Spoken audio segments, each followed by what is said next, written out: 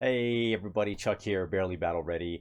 Today we got a little bit of a different video for y'all. The lead up to LVO is here. It is this week, and so a lot of players, myself included, are in preparation mode to travel, get there, get all their stuff together, get all their armies together, yada yada yada. So Drake and I thought it would be a cool idea to kind of put a video together for y'all to interview a highly ranked ITC player and get what it's like and what they prepare for leading up to an event like LVO. And then conversely, we also have a LVO judge that we've interviewed as well to kind of talk through from a judge's perspective what they do to prepare for an event like this in comparison to, like, say, an RTT or a GT, as well as kind of expectations of what they think from the player, what they expect of the players, and of course what the players expect of the judges. So I hope you guys enjoy this video. It is a little lengthy, so hopefully you can listen to it on the plane while you're on your way to LVO or traveling by a car, whatever the case may be. But hope you enjoy it, and let's get right to it.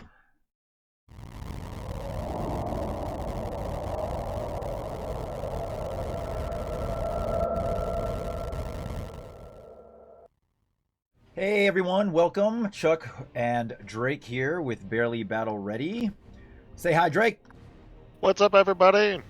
All right, so today we have a little bit of a different video that we're going to be posting. We're actually doing a lead up to LVO interview with a infamous Space Wolf player, Mr. Scott Rumple. Say hi, Scott. How's it going? Awesome. All right. Some would say one of the best in the world. At least that's what ITC rankings would say.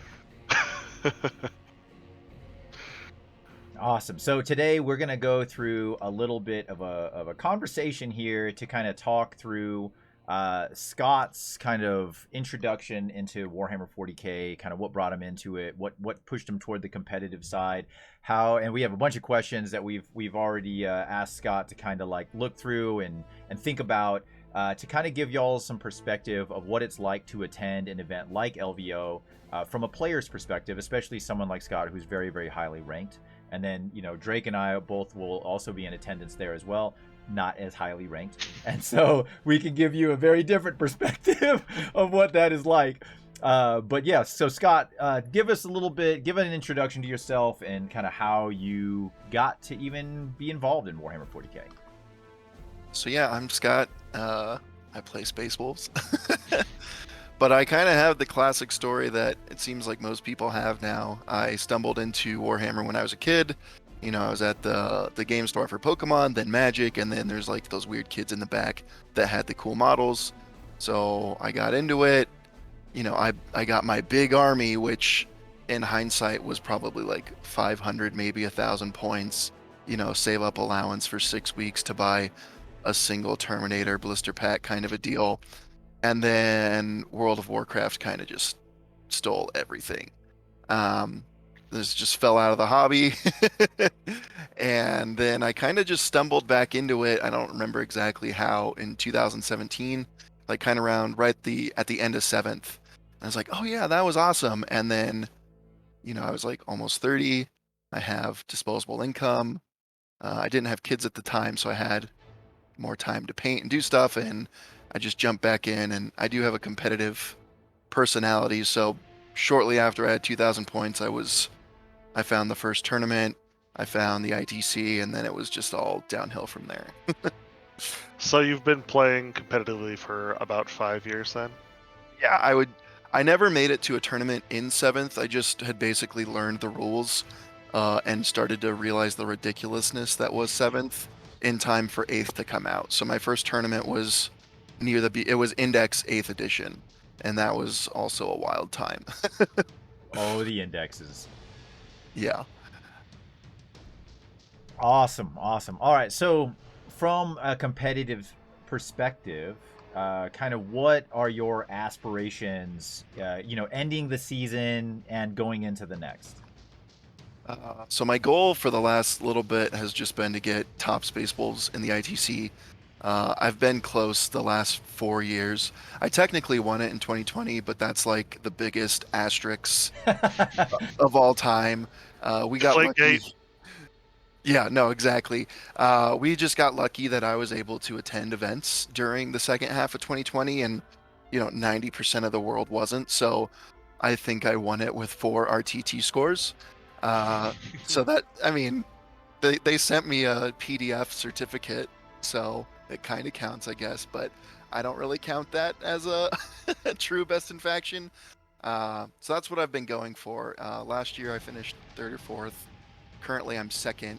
So if I put up a decent score, well, if I put up a good score at LVO, I have a chance. Nice. Yeah, so with that, I guess into the next year, are you still going to be playing Space Wolves? I heard some rumors about Votan floating around your hobby room. Yeah, no, I definitely will be playing Space Wolves. It's been the grind a bit this year with Space Wolves. It's obviously my favorite army. It's the only army I have that I could field. I did get tempted by the Space Dwarves. I managed to build most of the first box, and I've already gotten burned out with it. So I'm trying to decide if I'm going to sell them or just let them sit here. You can see, I got some of the little bikes on my hobby desk, but they've been sitting here since right after SoCal. I haven't touched them since then. It probably doesn't help that I have this undying, burning hatred for Votan that I share very vocally in our DDR chat constantly. Yeah, is this a PG podcast? Can you even say your famous slogan in regards to the Space Dwarves? Yeah, you definitely. I mean, we definitely can't. We just can't be blurting it like over and over again. But like but every time anything with Votan show up, any random time, day or night, my next thing that I'll type out is always fuck Space Dwarves, like every single time. Like that's my automatic reflex answer to anything that has to deal with Space Dwarves. Every time. Every time. And it's been a bit of a fun game because Chuck's usually pretty positive, but something about them squats, it brings out the rage. They changed him. Oh man, it's brutal. It was that first game when you played Tally on stream and you're just like, what? It was terrible. It was like the most terrible experience of just like, this does not happen very often like this. But anyways, I'm not going to get down that path. That's not what we're here to talk about. All right, so let's if we think about the competitive nature of Warhammer 40K and specifically the event that we're all getting ready to go to this week at LVO down in Las Vegas, the largest tournament in the world currently. So what do you do, Scott, to prepare for an event like this? I mean, it's kind of the same as any event. It's just much bigger. Personally, I try and stay caught up as far as, new armies, new things to look out for in the meta. So this year was a little bit weird with the back and forth, the Hemin and Han, as far as what's going to be legal. Are we going to be playing arcs? Are we using the balanced data slate? I was a little bit disappointed. I wanted to play the new stuff. Space Wolves aren't exactly in the best spot with the current meta, and they haven't been for most of the season. So it kind of happened the same at SoCal. I was like, ooh, balanced data slate. And then it didn't make it in time for SoCal. And then it didn't matter because it didn't change anything anyway. So I was like, they'll for sure get it fixed in time for LVO. And they released the best update you could ever ask for if you're a Marine player or a Space Wolf player. And it came out 2 weeks before the cutoff date. So I was like, oh, this is going to be insane. I got Jordan lined up to print me 50 Meltaguns. And they're like, oh, psych, we're going to use the old stuff. So I was a little bit disappointed. But as far as like specific prep, there's not much extra to do because it's the same meta we've basically had for the last 6 months. But me personally, I listen to podcasts. I read the Goonhammer stuff. I lurk around in Reddit sometimes just to kind of stay current, see what the biggest boogeyman is. It's a terrible place to learn. Yeah. I keep an eye on tournament results. There's a website called StatCheck. They compile all the stats. You can see what the winning armies are, what you're likely to face. And if you have a good army, you can tech to counter that. As far as options for Space Wolves, you kind of just have to bring the only list you can. It's been the same for most of the season. So that's what I do to get ready for the event in a general sense. I think it's just a large testament to your own player skill too, because I was looking through your ITC rankings and like your top 6 ranks are like top 3 placements, and there's some pretty big GTs in there too. And it's really cool to see like a Space Wolves player, knocking it out at the top. What's like the big bad boogeyman right now for you that you just don't want to go up against?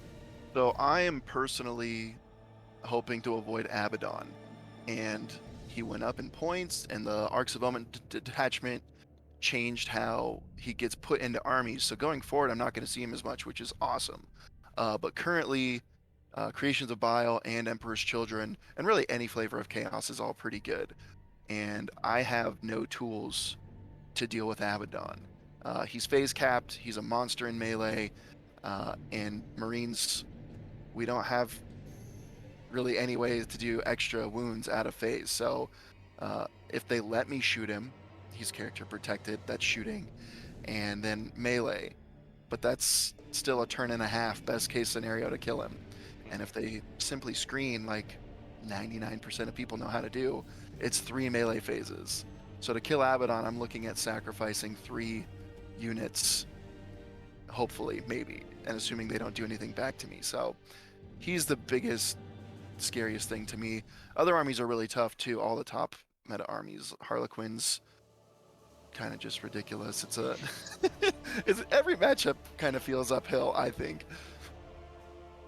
That's awesome. Except Blood Angels. That's the only meta army that's, I think, is an auto win for Marines. Between Fight Last and all the fight and death on Wolfen, I would happily face Blood Angels round after round after round.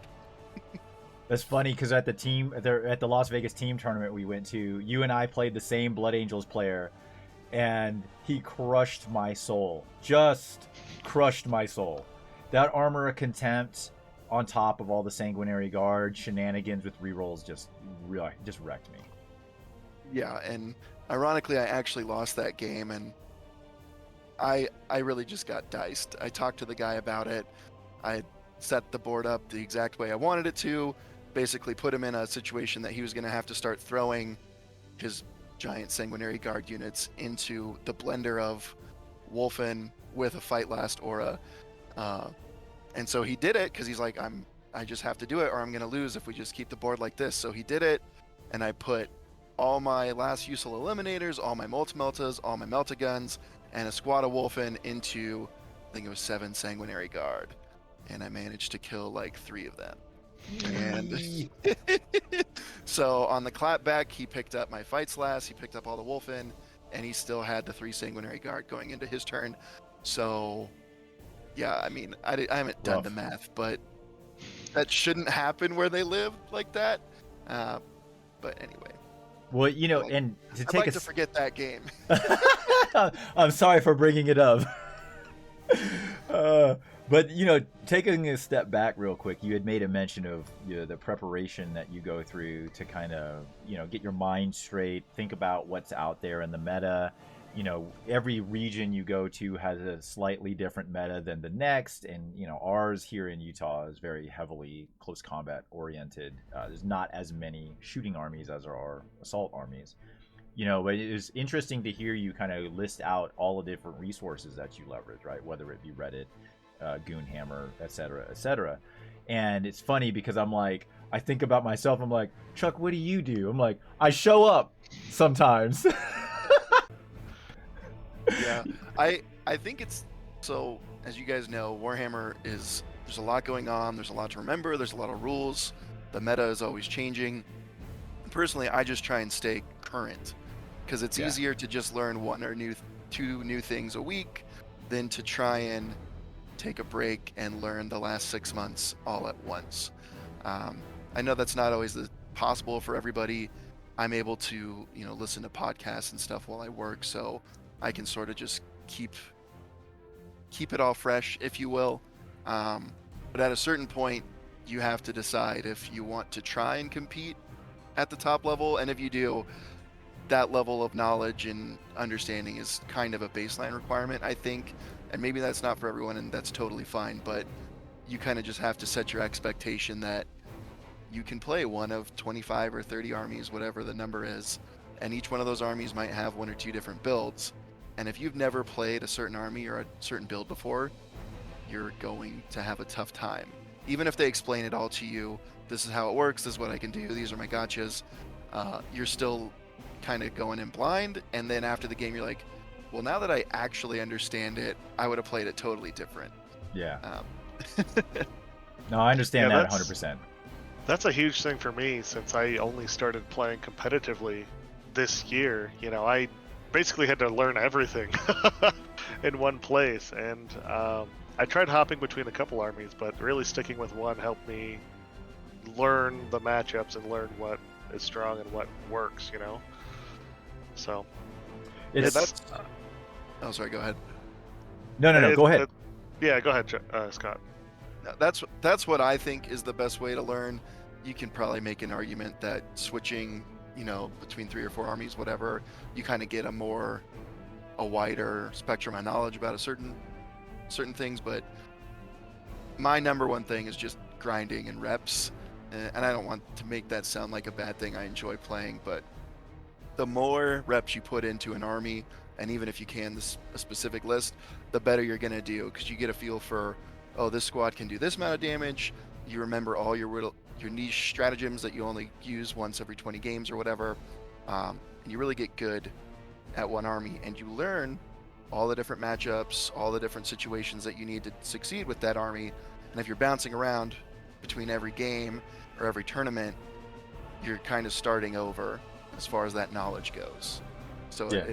Every event seems like, oh, well, that was a new experience. I'll do that next time. But now there's not a next time for you to gain anything from the experience.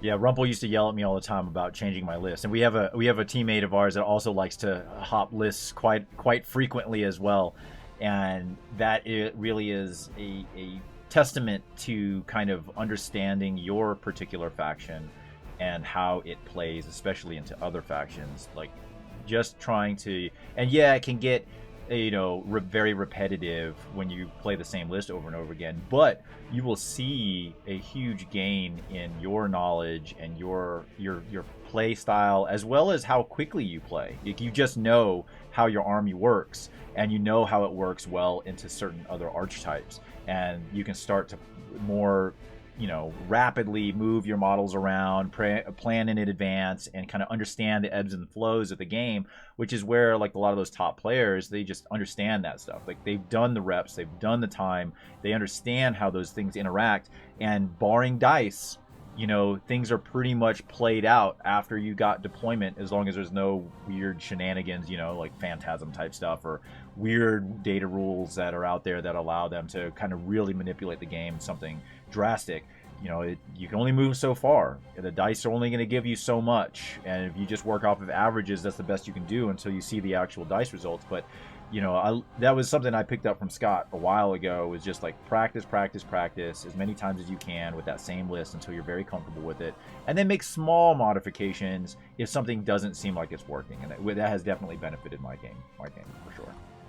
Well, I'm glad, because that's the advice I give people the most, because you see them switching armies every event, and they're spending half the game just looking stuff up in their codex, and if you're trying to remember how your stratagem works, you're not actually thinking about the decisions that would impact the game on the table. You're kind of just learning you got to learn how to walk before you run, or whatever that saying is. That's right. So if you're going into like LVO, right, it's a marathon. It's 6 games back to back on 2 different days, plus extra if you make it into the that beyond the shadow round and all that crazy stuff. So like, it is, for those that have never attended anything outside of an RTT, even an RTT, my first one, was exhausting. So from that perspective, going to GTs, lots of GTs, because you've gone to plenty of tournaments and played plenty of tournament games this year. What do you do to kind of prepare yourself mentally and physically for that type of marathon? So if I wanted to be a real try-hard, I'd get sleep and drink water, work out, try and lose some weight. I do none of those things. I physically, every event is draining. My wife doesn't understand.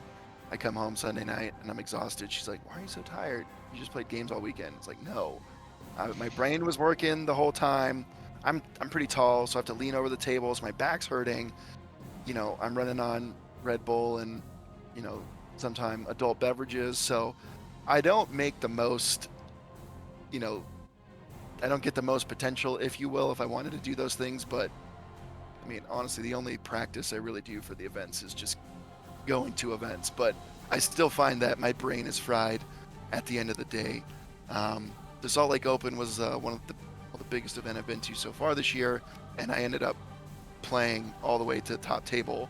So it was 9 games in 3 days, and I was spent by the end. So if you want to do the good things, I think Stephen Box has videos about working out and what he does, and he follows through because he's in good shape and all of that. Most people at the events you'll see do not do that. Oh, dice roll at 9. Okay, it's 8:45. That's when we start drinking. Yeah, just eat junk food and energy drinks all day, and then you wonder why you're tired at the end of the day. It's a fair point. I can be a top 2 player. I have the potential, is what you're saying. Yeah.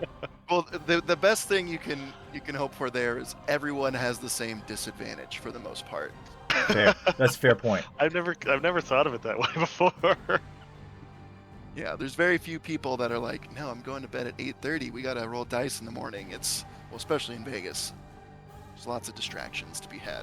For sure. Yeah, and we generally have a pre-game, pre-tournament ritual that heavily involves vodka. So there is always that as well. And usually, as I say pre-game, it's like during game, post-game, post-game, and continues on down the road.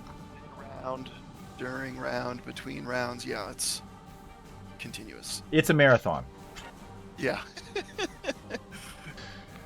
All right. So, speaking of kind of, going into a match, right? Like you show up to your table, whatever designated table that you've been assigned, and you don't know your opponent, or maybe even you do know your opponent. But let's take the scenario that you don't know who you're playing. First time you play this person. Doesn't matter what army they play. So what's your advice for a new player, new to the competitive scene, shows up to a tournament, whether it's an RTT or something crazy like LVO, and what do you do to kind of set the tone at the beginning when you first walk up to the table? Try and be, nice and friendly to everybody, and I kind of let my opponent dictate what kind of game they want to have. So I'll say, hey, I'm Scott, how you doing? Oh, your army looks great, blah, blah, blah. Go through the little small talk that you do, set up the board, and then I've almost always looked at their list in BCP beforehand, and I'll either know already if I need to ask any questions, or it'll be something I don't play very often, and then I ask the questions that are relevant to my army. So I play mostly melee focused stuff, so I'm asking things like, do you have any fights last? Do you have anything that can impact my charges? Do you have any weird, jank stuff that, excuse me, other armies don't have? For the most part, everyone's pretty cool about everything. You always hear the horror stories about the whack gotcha player, and honestly, yes, it can happen. It's happened a couple of times, but I've played hundreds of tournament games, and I've only had like 1 or 2 bad experiences, and that's kind of the same odds as having a bad experience, at a restaurant or anywhere else. There's, whatever the case is, some people just don't click for whatever reason, but 99 times out of 100, everyone's really cool. So going back to reps, you'll learn the things that can really mess up your game plan and what you need to ask for.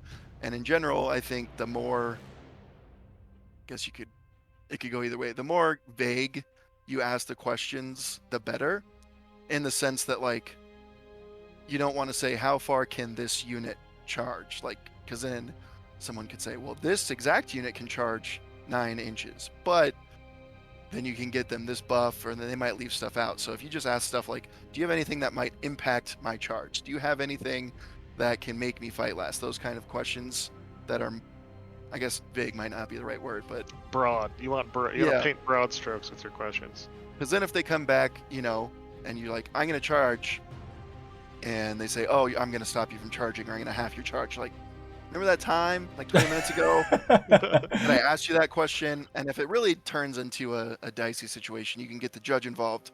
But most of the time, it doesn't come to that. And at least for me, I'm pretty generous as far as takebacks, or, oh, you didn't understand that, you didn't see that, I'll let you redo it as long as we're not too far down the road. And for the most part, that makes for really easy games. I also explain to people probably over-explain what I'm gonna do all of the time. So I have my fights last guy, and I explain the heroic intervention. So I set up my models. I say I'm gonna put him in the middle and set it up that if you charge this squad, I'm gonna intervene onto you and I'm gonna make you fight last. Okay, cool. I'm moving these guys here so they can see this. These guys, I do the pre-measure thing, so I measure from my model to their model. Oh, that's 18 inches. My guys move 12. That'll be a 6-inch charge. I put a dice out, set it on a 6 right there. So everyone's on the same page. And most people end up, if they don't do it already, they start doing that type of thing back to me. And it just makes a very open dialogue, easy peasy game. Not a lot of misunderstandings because I already told you what I'm doing, why I'm doing it, and how I'm going to do it. So you never get to the point where you're like, oh, you can't do that, or I'm going to intervene. And they're like, what? I didn't know. And you avoid those feels bads. Yeah, I think you perfectly described what I think is the best way to play the game is by playing with intent, which is basically just describing what you're wanting to do and how you're doing it, just so both players are on the same page. Exactly what you're saying. And I found that the best games and the fastest games I've had were through playing by intent because the communication, the understanding of what the players are doing was all, communicated beforehand. Yeah. If you pre-measure in your movement phase, these guys move 12, you're 18 inches away, it's a 6-inch charge. You don't find yourself remeasuring and then your opponent double checking the measurement. Is that a 5? Is it a 6? We did the measurement once. You saw me do it. We agreed it's this long.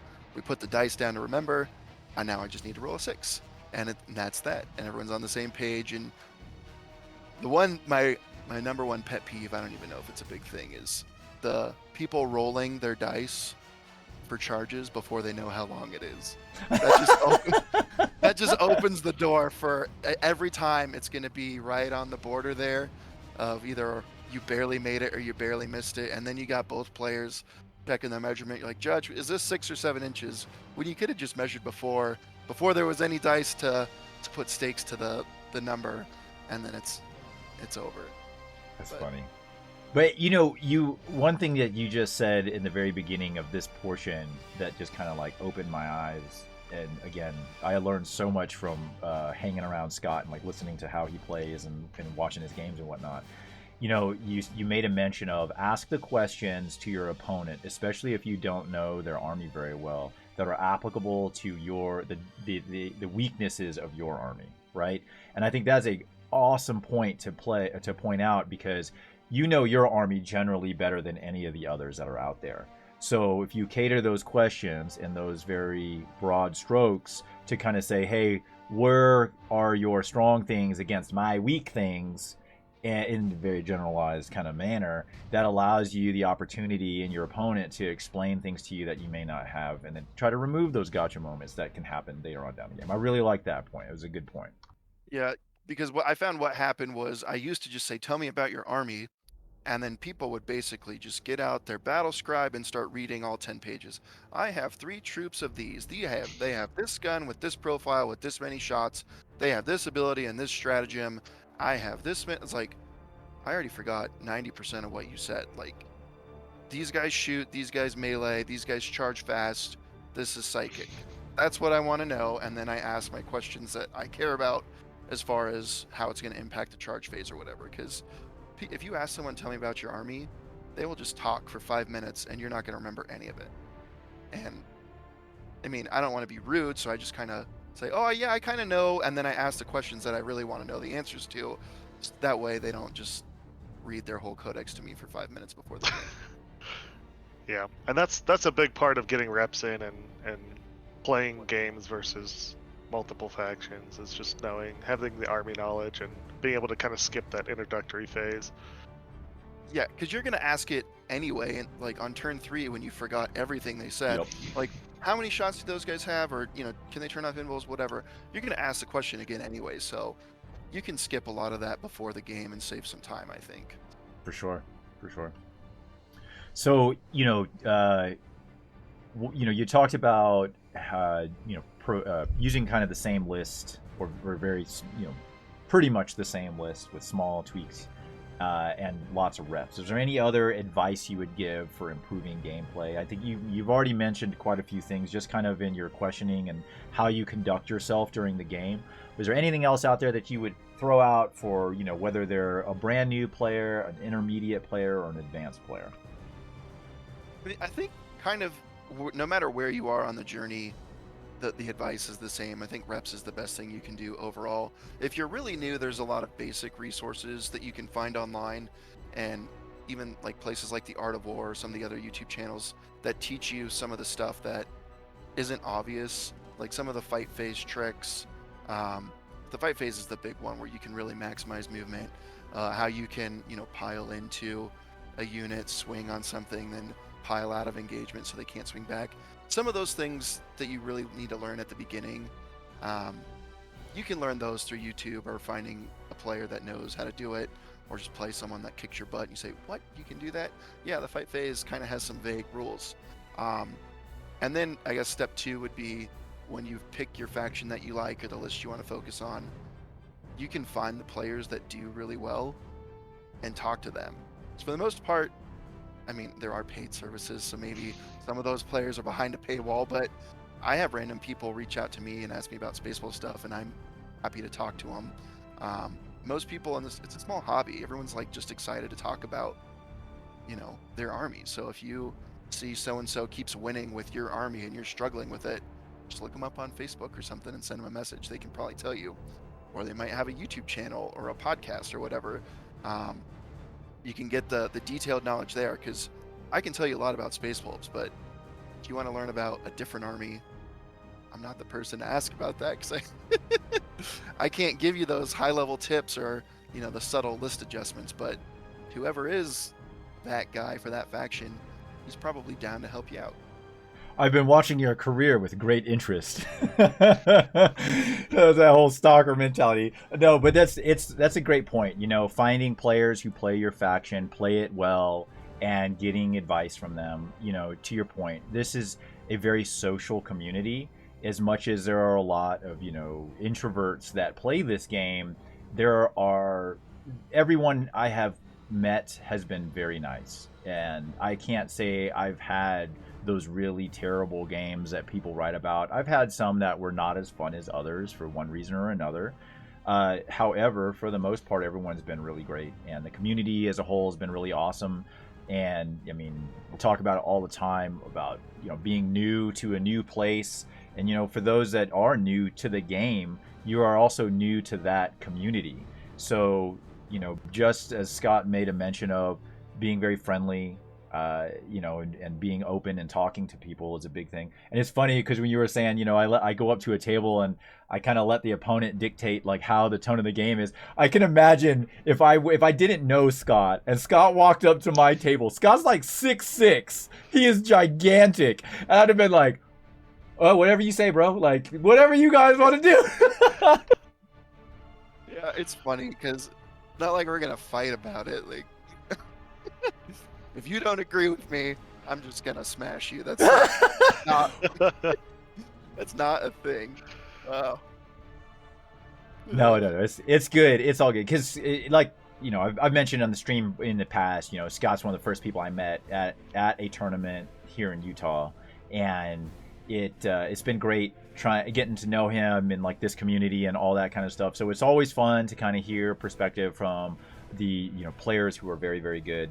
And kind of, you know, it's funny. I make that joke. I've been watching your, you know, career with great interest. I've been watching Scott play now for what, 5+ years basically, and watching him like go and play Rich. And I remember at the very beginning, it would be like, I remember the point at where it was like this tipping point where Scott and Rich would play, and then all of a sudden it was like Scott started winning a lot more and a lot more. And it's been interesting to kind of see that evolution.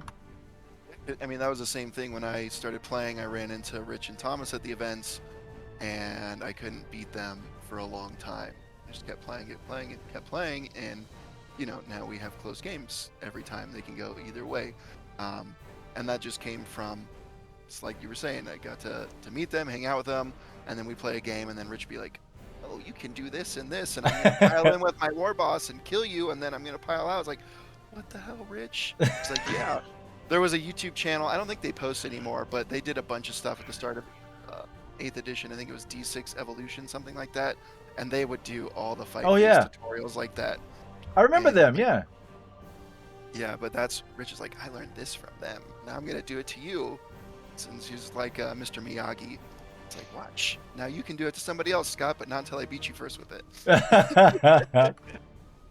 I think that's the big thing for me coming in as a newer player and going to these tournaments here locally is seeing these big names and these players who have all these years and years and years of experience and getting a chance to just sit down and talk with them.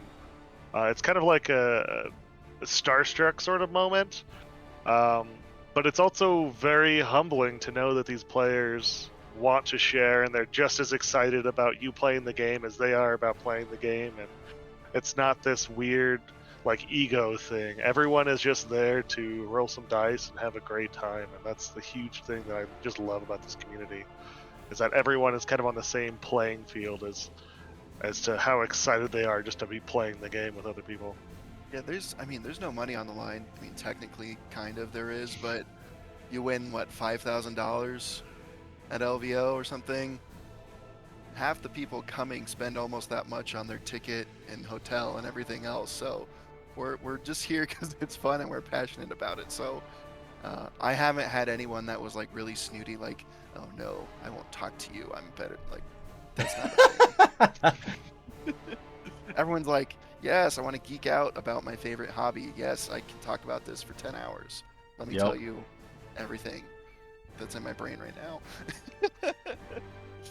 So, to kind of wrap this up, moving from LVO using Nephilim to Arcs of Omen, which is here with us now, kind of what are your expectations leaving this LVO season into the next with Arcs of Omen as a Space Wolves player? Oh, I'm really excited for it. You've probably seen some of the Salt Online, all the free war gear. Marines are going to be in a great spot. Probably, we'll see, but probably too good of a spot going forward. But it's the classic formula, at least for the last few years. End of the edition, GW, just dial it in, make Marines busted for 3 months, and then I'm expecting 10th in the summer. So we'll see. Maybe I can get some decent scores in the first half of the year with my busted Marines. But I'm really excited to run, 30 Meltaguns in just 700 points of my army on all my jump troops, and then I can fill out the rest with some characters, some Wolfen, some other stuff, and yeah, we'll go from there. 30 Meltaguns, like that as a Custodes player, that makes my heart hurt. Yeah, no, I'm really excited to play it. I was very disappointed that LVO went the other way. I understand why they did it, but I really just wanted it to be the hard reset, Wild Wild West. Who's going to win LVO? Nobody knows. It's going to be the craziest event. That didn't happen, so I was a little bit bummed, but that's the excitement I'm carrying over into the next season. All right. Well, Scott, really appreciate you hanging out with us this morning and kind of talking to us about, everything 40K related, especially from a competitive perspective, going into an event like LVO. I wish you the best of luck at LVO as always. Thank you. Yeah, for sure. So Drake and I will see you down there. We'll have our pre-tournament ritual like we do every year, and our team has done us a solid because there's going to be a Land Raider there. That's right. So it's a requirement. Who's brought the Land Raider this time? So one of our teammates named Dave, he's bringing the Land Raider this year. Scott brought it last year, and then what was it then? It was the year prior was 2020, which wasn't really a LVO. But then the 2 years prior to that, my dumbass brought Land Raiders multiple times. Yeah, and the White Scars one was legit, but the year that you brought Ultramarines with 2 Land Raiders full of Assault Terminators, you're the biggest hero of the Imperium. Man, that was the year where that was the time of the Castellans. So Castellans would just look at my Land Raiders and they'd just explode in the middle of the table before they did anything. Yeah, but Well, Scott, thank you so much, man. I really appreciate you hanging out with us and kind of sharing your knowledge. And again, really looking forward to hanging out with you this week, and it's going to be good. We'll see. Maybe we'll be betting on Cincinnati again. I'm stressed. We can do it. We got to win today, and then we can see him play in Vegas again. That's right. All right, guys. Right on. Well, thank you very much, and we'll catch up soon. Awesome. Guys. Thanks, Scott. All right, thank you, Scott. Oh, wait a minute. I already did an intro because I'm going to mash these two videos together. So we don't even need to do an intro. So we just jump into the conversation. Even Perfect. better. All right, so let's just kick it off with kind of talking about, Thomas, you've been involved in Warhammer 40K ever since I've known you, and I know it predates that as well. So give everyone an introduction of yourself and kind of what the catalyst was for you to play 40K and then furthermore become a TO and a judge. Okay, well, my name is Thomas Hegstrom Oakey. I have been playing 40K off and on since about 2008. I had played fantasy well before that. I was 12 years old when I started fantasy, actually.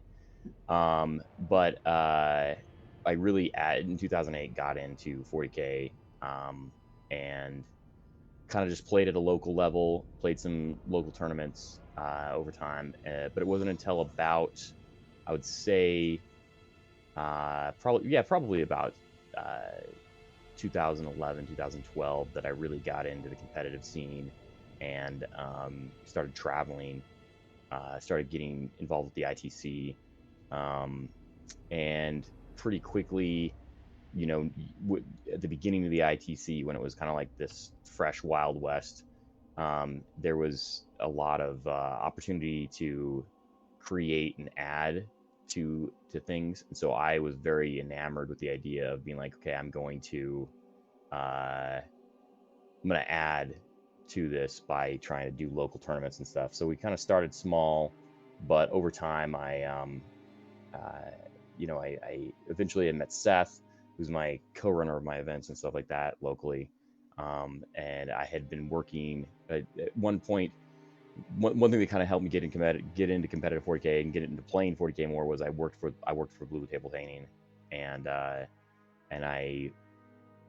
traveled some because of that, and then I also ran some tournaments that through them with them, and then I also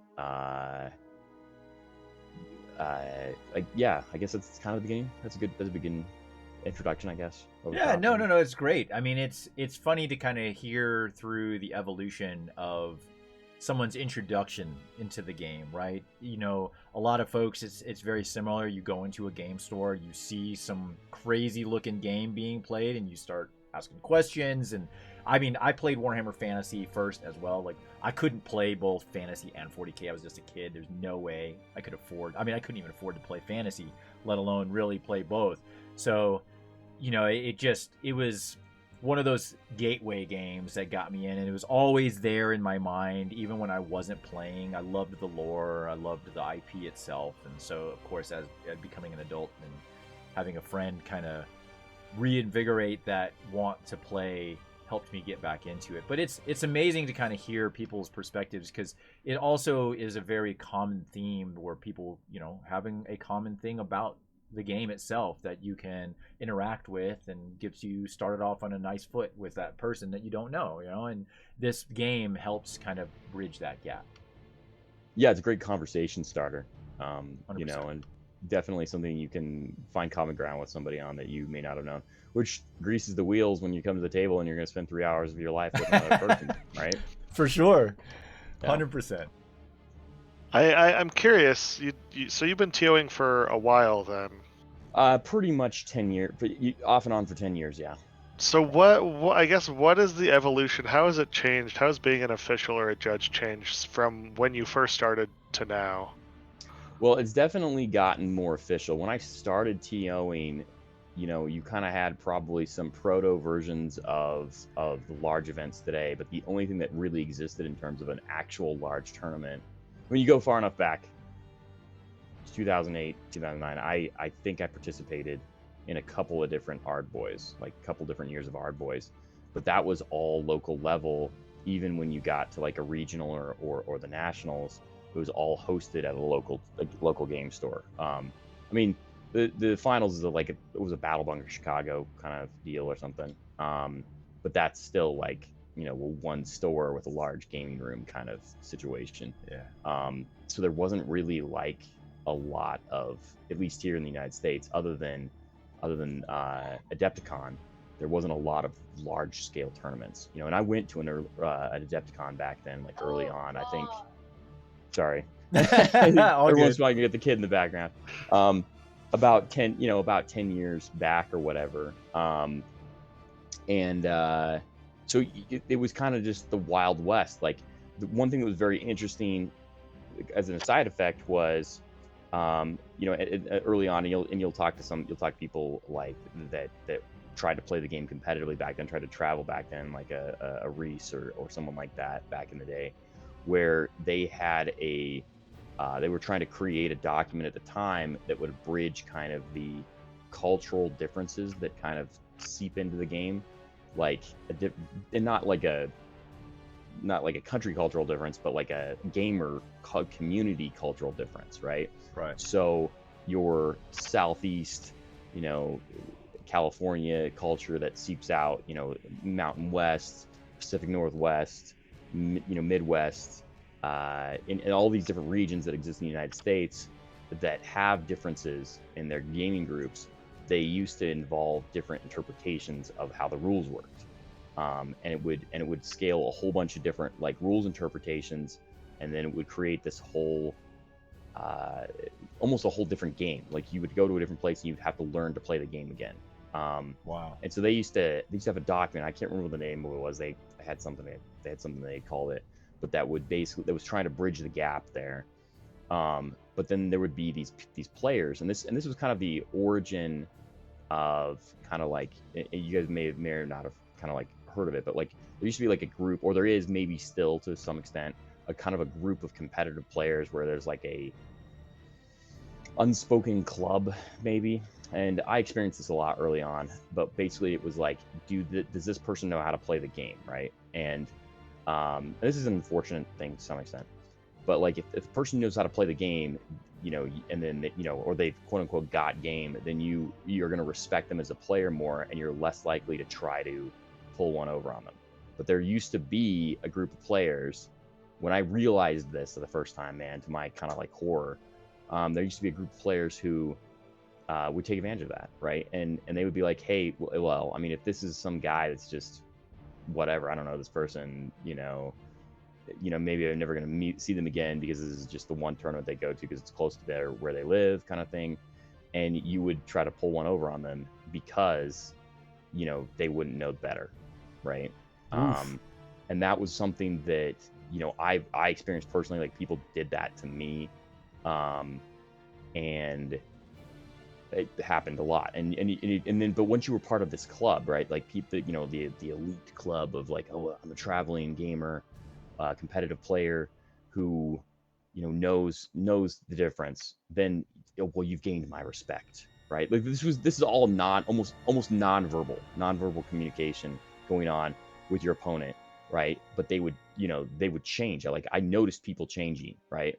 You know, I'd be like, you know, if you ask the right questions, or if you are aware of, you know, a set of rules or something like that, you know, or they would do this is, and I'm sure maybe you guys have experienced this, where they'd be like, so this is the way this model moves, it works, this is its weapon, right? And you'd be like, are you sure that's right? I think it's this other way, can we look? And then they'd be like, oh no, you're right, I played that wrong, you're right, I'm thinking of an older version, right? And they'll say something like that. That was kind of a regular thing, you know, in this kind of age of the Wild West, before we got all kind of closer ties together. You get the ITC, you've got a better, I mean, over time, you know, kind of to get back to the original point, over time, judging has changed from, hey, you might be dealing with your local scene, and you've got a local troublemaker, or, you know, a couple of different guys or whatever, to oh, I've heard of that person kind of regionally. There's a bunch of names I could throw out of people that are been pains in the butt over the years, nationally or even internationally.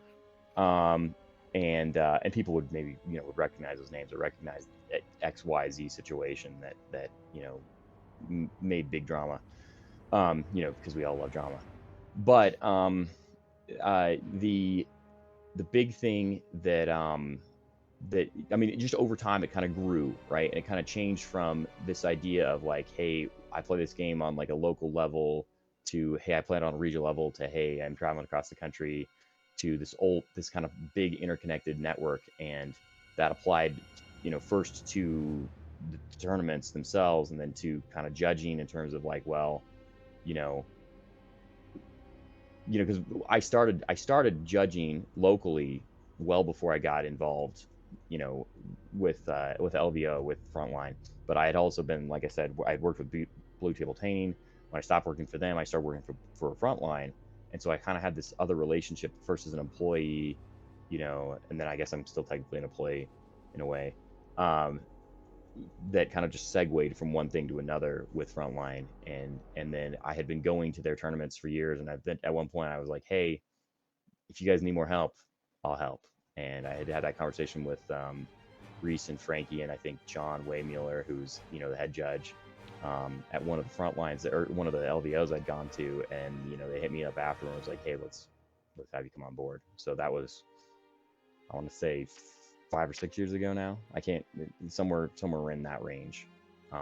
Also, I had I was pretty good friends with a local guy who's another one of the judges for LVO, and so he kind of gave me the nod. I was like, hey, yeah, this guy is solid. So Nice. that helped a lot. That's very cool. Yeah. Sorry, maybe a little long-winded. No, it's great. That's okay. Yeah, it's interesting, right? And so like to try to build on that, right? Taking a perspective of being a local tournament organizer and judge at an event, even if you aren't the organizer, and then looking at it from like a GT, or even something like a super major, or something like as grand as LVO is there any approach you take that's different, or is it just kind of the same, just on a bigger scale? Like, how do you kind of prepare yourself mentally to go from judging in an RTT where there might be like 30 players to something as big as LVO? Well, for sure. Obviously it's larger.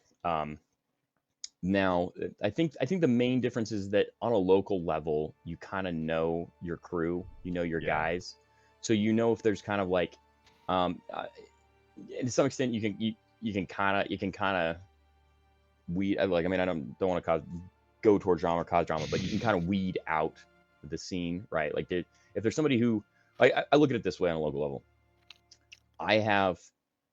Is obviously you have to have a conversation, communication with your local game store, with the guy, the owner, or whatever, whoever is doing it.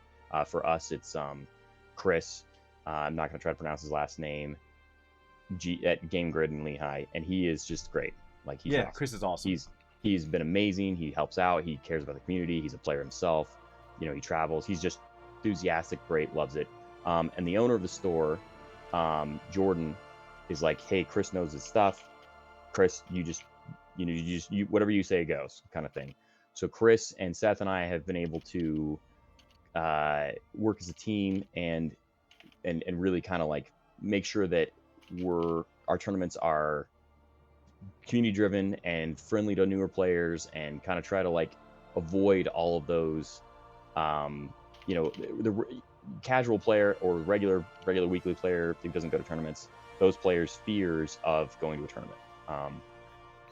We haven't completely succeeded, but obviously that's a constant ongoing battle you always will fight, no matter what.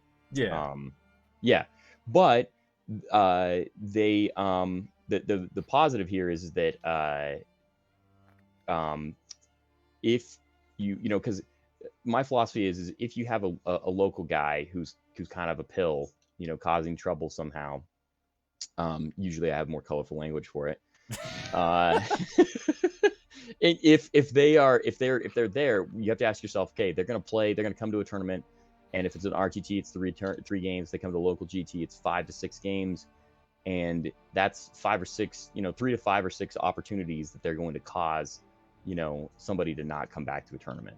And I've had that happen. I've had a local pill bot kind of create a bunch, create drama for a player, and they don't come back. And so then, and that can escalate where, maybe their whole friend group doesn't come back, and it's that's going to kill your tournament. And that's going to, and if you want to look at it from like an economics kind of situation, and the bottom dollar that a local game store is, what keeps the lights on kind of thing. Well, I'm being an irresponsible subcontractor, I guess, if I don't kind of deal with that problem, because that one guy, he's going to come and spend a certain amount of money, but also if he's causing problems, he's more likely to kind of think of himself, either as a competitive player, so maybe more likely to win something and get compensation that way. So he's not actually paying money, right? He's like, oh, I'm gonna put $40 in, but at the end I'll get $100 in prize support. Therefore, it's like a net gain, and I'm looking at this as kind of like earning money, Right. And I don't actually contribute financially to the game store, right? So there's that situation, or there's the, hey, well, I'm a longtime gamer anyway, and this is important for me to like, for my own personal ego, and I'm not gonna say any names or anything like that, but I'm telling you like actual real life situations where I've had these conversations with people, or like seen it in action, where they're like, oh well, I'm gonna play this game anyway, no matter what, and I'm upset about life or whatever, and I'm gonna take it out on this person for 3 hours, kind of thing. And I can tell you from my other hobby, which is a full contact LARP, I've experienced both of those situations and been the person who's been kind of the bad guy in both those situations. And it's a lot better because your interaction, your fight with somebody else is like 30 seconds, and it's very quick, and maybe you lose or you win, and then there's another fight in like 5 minutes. But when you're talking about a game that you invested a ton of time and money, much more time and money, in comparison, and it's 3 hours that you have to spend with this person, and then maybe you lost your previous game and that sucked, and so now you're already, like, you already walked into that game with kind of feeling bad, and now this just exacerbates the problem, right? Yep. And especially on it could be like a mid-tier or even a low table kind of situation. That's going to make that person not come back, that has the bad experience. And then they're going to speak. I found out about this the other day, actually. This is a funny side note. I was talking to Chris, Seth and I were talking to Chris, and we were setting up the upcoming tournaments. And apparently Game Grid, their local game night, they have a guy who will, anybody who asks about it, he badmouths tournaments. Anybody who asks about it. And he will tell this story about how 10 years ago or something, and he's polite, he doesn't name names or anything like that, but he's very strident about the fact that I ruled against him, and that just ruined the tournament and ruined the tournament scene for him. And it's so I can't, at that point, I can't help but take a certain delight in the fact that you're salty and upset because I ruled against you. And if we go back and learn the rules, I guarantee I was right. I know the dude. I know I was right. I mean, 10 years is a long time to harbor some ill will. Like, it's one of those things. It's like a campfire story. You're sitting around the campfire, and you're, well, back in my day, right? That's, and I can't even be mad at the guy. I just think it's funny. It's just funny at this point. But like, the downside of that being funny is that he's the the opposite side of the coin, where it's like the regular gamer who's not a competitive player, who and you understand the labels I'm using, right? Like, any of your viewers who are like, hey, well, I might not get to travel a lot, but I'm still competitive, I think of myself as a competitive player. What I mean by that is somebody who goes to tournaments. So maybe I say tournament player, sorry. So, a regular local game store weekly player, gets turned off because, oh, well, this tournament player did this thing kind of thing. Sure. Or, well, this judge ruled against me kind of thing. Yeah. So I guess that's what I meant. So I guess, sorry, I know I get it. I do this a lot. I cycle circles and kind of like circle back and get sidetracked. But you were asking, what do you, what's your mindset that's the difference, right? Well, local level, your guy, your problems, and you can weed them out because that's healthy for the local tournament. It's healthy for the local game store. It's important, honestly, from a publicity standpoint, it's important. Just all levels to not have those kind of people around. At a national level, we have not gotten there, and we will not now probably get there to where there will be some sort of like national ban list. Which from the perspective as a judge, I gotta say it's actually kind of too bad. You don't want there to be, it's a fine line. You don't want there to be this kind of like, oh, this person did XYZ thing, so we're gonna have a lynch mob, right? Like that's awful, right? And there have been people who have been, in my opinion, to some extent at least, unfairly, tarred and feathered. I can't think that there's anyone who's not at least partially guilty, right? But there are people it's been over the top, and the court of public opinion is is vicious. But at the other hand, the court of public opinion is as vicious as it is because we don't actually we don't fix the problems earlier, or we don't have the ability to ban people or to say, hey, you're uninvited, and then it gets complicated because my income, my personal income, and my financial well-being is not locked up in running tournaments. Where I'm at, and Seth and I have had this conversation because we've talked about maybe becoming a business, but there's we don't want to turn our hobby into a work. I've done that before. I've done that multiple times. I mean, I mentioned that I've worked for Blue Table Painting and Frontline. Both of those things were, hey, I turned to something that I love to do for fun into work, and that's hard. And I mean, you guys know that it's tough, and it can burn you out if you're not careful. So I was like, hey, we don't want to do this. So the financial gain for us is a little bit of our hobby is paid for, right? And then we can help the community and grow the community that we really love and care about. But I do get my hobby needs for the most part paid for. So like at that point, like I can't say that I'm not like gaining something, right? But at the very least, it's not. But it's not work, right? But you talk about a company like Frontline Gaming, or the guys who run Adepticon, or any of these other groups or people that put this stuff together. And at a certain point, it's about, hey, I need to sell these tickets. And so it gets really complicated because you're right. Like, it's like the same thing that I said about a local level applies at a large level, where they need to be able to say, okay, well, this person is such a pain in the butt, and he's causing a pain in the butt for the judge staff, for the other participants, he's splashing and causing drama so large that it's like, well, people don't want to come back to the tournament because of this person. That's a problem. That can be a real problem. But you've got to be really, really careful when your money's involved, because obviously, I mean, I can give you an example. I mean, it's not the only reason, but there used to be a tournament in Denver. It was called the Feast of Blades. It's a reference to a 40K reference. Space Marine champion, 100-year champion challenge in the lore. It's kind of cool. You can look it up. But anyway, that was one of the first tournaments I ever went to. My buddy Dave and I, we traveled to it a couple of different times. It's where my team, at that tournament, my team's name, Chuck, who's part of our team, that's where our name came from. That was the tournament at which the origin of our name came from. Nice. So kind of fun. But their tournament crashed and burned eventually because they had so many controversies over cheating and kind of allowing cheaters to just get away with it. And there was other factors involved, other financial factors involved, but that was kind of the nail in the coffin, was that situation, a set of situations like that where they just did not deal with the problem, let it fester.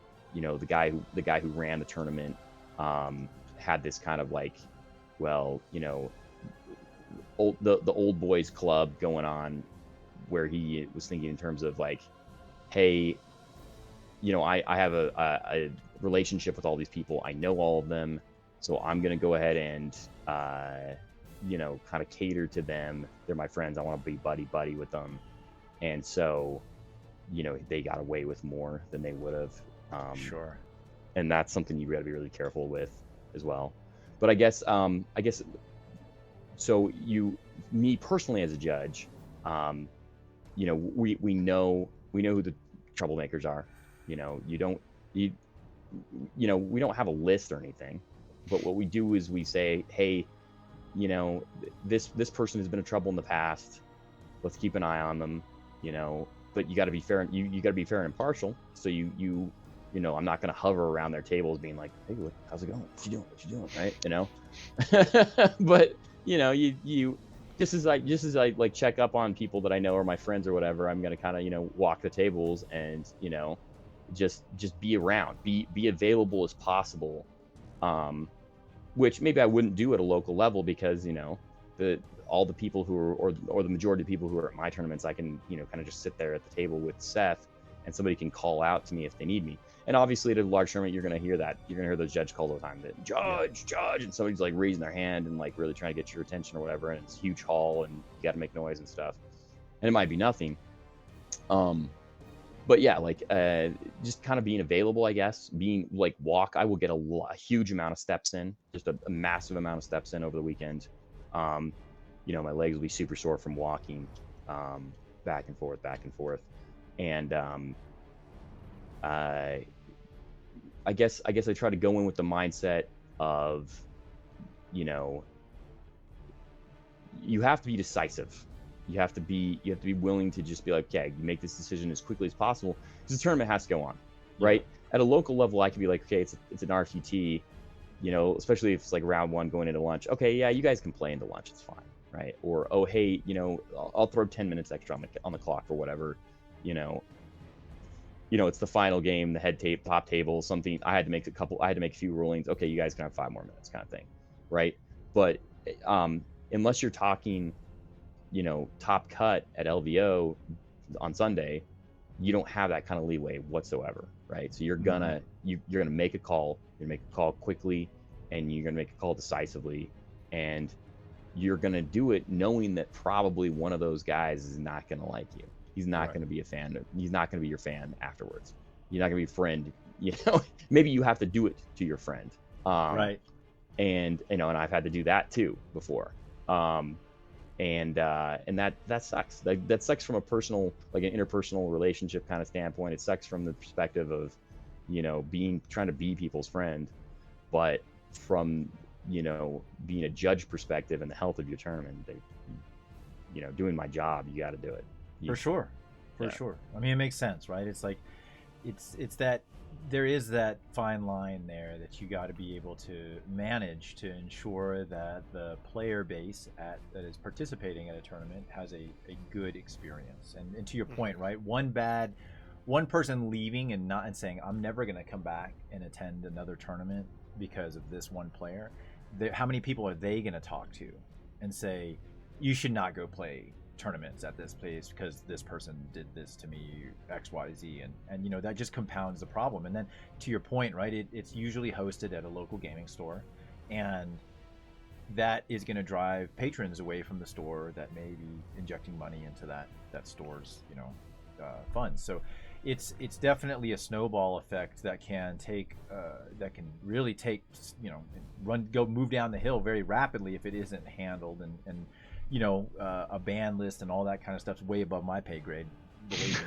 And you know, from a player's perspective, I always look at, when I go into a game, I want to make sure that me and my opponent have a good time, and I try to be very positive and jovial and throughout the game and whatnot. And yeah, it sucks when you have that game where your dice stink and like shit just goes sideways and you just get crushed, and you like hem and haw about it, and you go to your next game and it's still on your mind, and you're like still in that dark place of like, oh, I just got my ass kicked and I'm pissed and like all that mess. But that person across the table from you, they may have come through the same experience you just did in their previous game.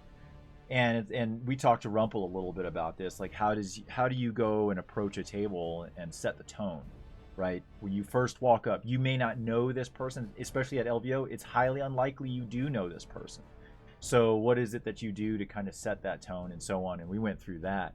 But and I'm not going to ask you that same question. However, something, a kind of a segue from a judge's perspective, what, from your experience at LVO as the example, what are like some of the common things that or questions that get asked from your perspective at that tournament from players? Is there anything that comes to mind that's like, this is a very common question that gets asked and the judge gets called over? Let me first say, two things. You brought up the snowball effect, and I would say that the sneakiest one that happens when you're talking about a problem player is not necessarily that guy the one person that he like makes quit. It's that they don't learn from their behavior, and so it's not one person that quits over time. It's multiple people that quit over time, and then each one of them could make a separate snowball effect. So that's the real catch on whether or not you should if you were hypothetically, Chuck TO TM, has to ban somebody, has to ban a problem player, right? That would be my thought there. And then you mentioned shoot, there was some other point you mentioned, but I'm spacing her now. I'll try to circle back to it if I can remember it. I would say it's funny. The most common question is, hey, what is this ruling or whatever, or hey, how does this work? And it's something that's in the player pack, and I'm not putting any blame. I'm not putting any blame because I do it too. When you were a player, right? And you clearly you talked to Scott about a whole bunch of stuff when prepping for being a competitive player. And I've been a competitive player, in that mindset before, and you have so much on your mind. You've got tons of stuff going on. You have all these things that you have to be thinking and focusing on, and have laser focus. I've got to, well, and the other thing is, time is against you, right? You're racing the clock the whole time. So it's like your focus as a player is not on those small details, right?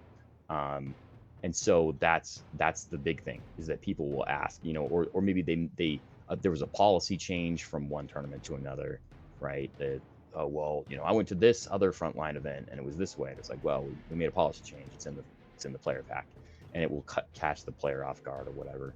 So that's really, honestly, kind of funny, real important, but also funny that that kind of stuff happens, where you have to be like, oh, it's in the player pack, or there are some of my co-judges, and I love them to death, and I don't blame them, because you only have so much time, and you've got to go do you gotta work. You're working, and you got to get back to the job. You got to go, make sure that you're